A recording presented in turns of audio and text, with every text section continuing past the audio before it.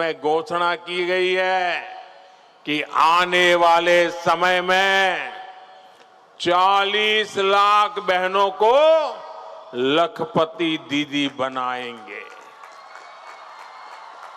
40 लाख बहनें यानी असम के 40 लाख परिवारों में लखपति दीदी होगी। आप सोचिए गांव की अर्थव्यवस्था में कितना बड़ा बदलाव आने वाला है।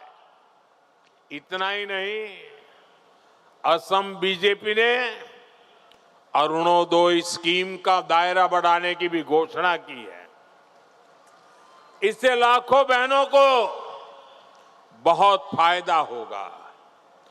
केंद्र सरकार की मुद्रा योजना से भी बहुत बड़ी संख्या में बहनों को बैंकों से सस्ते और आसान लोन मिल रहे हैं। इससे बहनें आसानी से अपना कोई स्वरोजगार कर रही है। साथियों, हमारी सरकार महिलाओं को अपने घर की मालकिन बना रही है। गरीबों को जो पक्के घर मिल रहे हैं उसमें भी काफी सारी रजिस्ट्रियां घर की महिला सदस्य के नाम की जा रही है। अभी तक असम में 22 लाख परिवारों को पक्के घर मिल चुके हैं। यह आंकड़ा आपको याद रहेगा? जरा बताइए ना, याद रहेगा? मैं दोबारा बताता हूं। 22 लाख परिवारों को पक्के घर मिले हैं। कितने? जरा जोर से बोलिए, कितने? कितने? 22 लाख परिवार, सोचिए।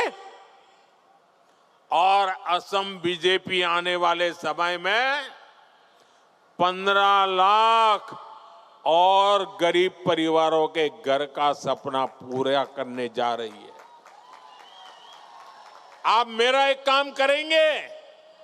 जरा हाथ ऊपर करके बताइए, मेरा एक काम करेंगे? पक्का करेंगे? देखिए, आप इस चुनाव प्रचार में जब जाएंगे, बूथ में जाएंगे और किसी का घर कच्चा है, कोई अगर झोपड़ी में रहता है, कोई फुटपाथ पे रहता है, तो उसको जाकर के बताना कि मोदी जी ने वादा किया है कि आपका घर भी पक्का बन के रहेगा। मेरे लिए आप ही मोदी हैं। आप घर घर जाके मेरी तरफ से बताएंगे, जो भी गरीब है उनको वादा करके आ जाइए। आप जो वादा करके आएंगे मैं पूरा कर दूंगा। साथियों, ये जो पक्के घर बनेंगे ना, अनेक घर महिलाओं के नाम पर बनेंगे। घर हो, टॉयलेट हो, बिजली, पानी और गैस का कनेक्शन हो, ऐसी सारी सुविधाओं से असम की बहनों का जीवन बदल रहा है। साथियों, विकसित असम के निर्माण में हमारे नौजवानों की बहुत बड़ी भूमिका है। इसके लिए असम में अच्छी सड़कों की, अच्छे ब्रिज की और आधुनिक रेलवे कनेक्टिविटी की बहुत जरूरत है। इससे खेती को भी फायदा होता है, उद्योगों के लिए भी आसानी होती है और टूरिज्म भी बढ़ता है। यही वो सेक्टर है जिसमें बहुत बड़ी मात्रा में नौजवानों के लिए, बेटे बेटियों के लिए रोजगार बनते हैं। साथियों, 10 साल पहले तक जब कोई आसाम आता था तो असम की बदहाली को देखकर हैरान होते थे। आज असम की कनेक्टिविटी को देखकर लोग खुशियों से भर जाते हैं। एक सकारात्मक हैरानी होती है। अभी कुछ ही समय पहले दुनिया ने असम का वो हाईवे भी देखा है याद है आपको? ऐसा हाईवे, असम का हाईवे, जहां लड़ाकू विमान हाईवे पर उतर रहे हैं। सीधा प्रसारण आप देख रहे थे प्रधानमंत्री की।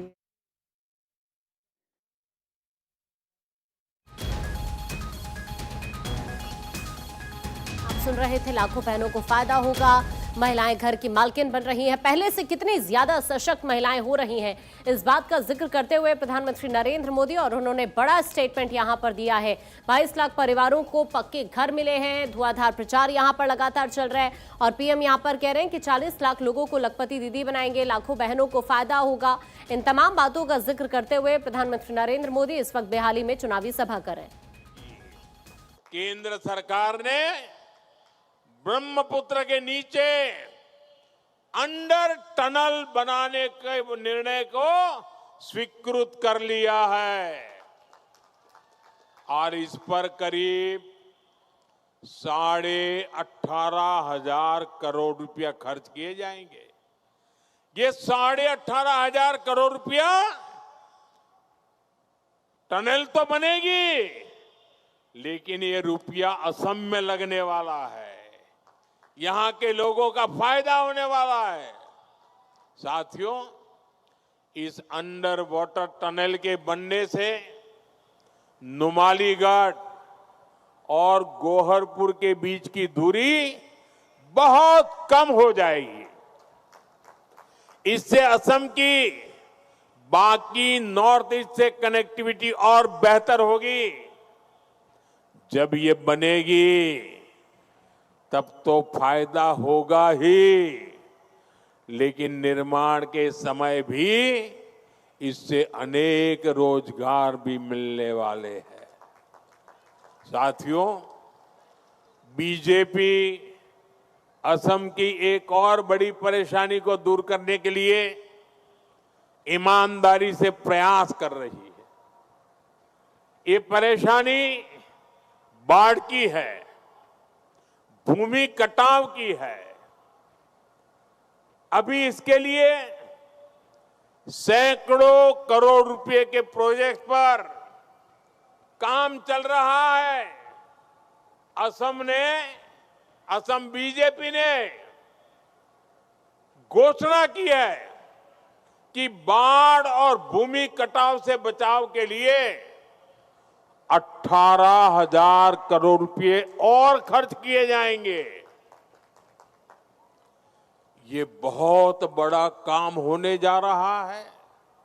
साथियों, बीजेपी एनडीए सरकार का एक बहुत बड़ा लक्ष्य असम को आत्मनिर्भर बनाने का भी है।